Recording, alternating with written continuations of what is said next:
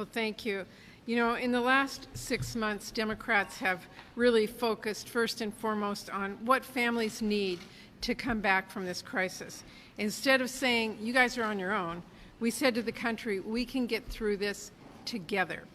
We passed the American Rescue Plan to get shots in arms, help students get back in the classroom safely, support our small businesses, and give struggling families help directly to make it through an incredibly tough time.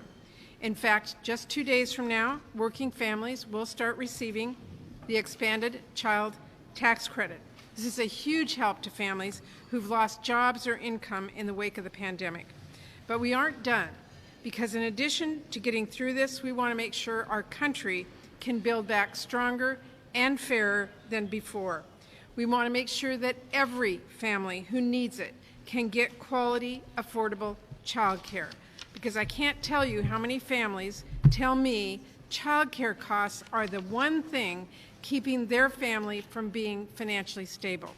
We've got to finally ensure that every worker can get paid leave when they need to care for themselves or a loved one.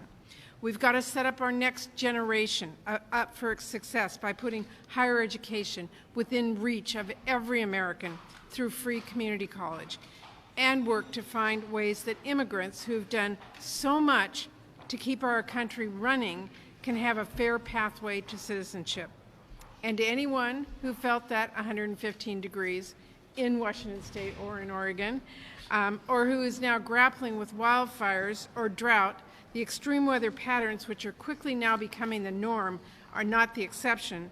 It is crystal clear that we need an historic investment in climate action to dramatically reduce emissions, and we've got to rebuild our roads and bridges and transit to be greener and more resilient, which, by the way, will create more good-paying jobs.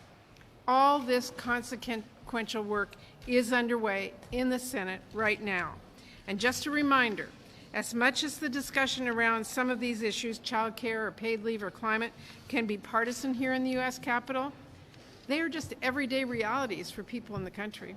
Everyday stresses and setbacks people have felt for a long time, especially people who are most likely to bear the burden, like women, communities of color, and people with low incomes. That is why all of what I've just outlined above has so much support from the American people. People want their elected officials to deal with the same challenges that they are facing in their own lives.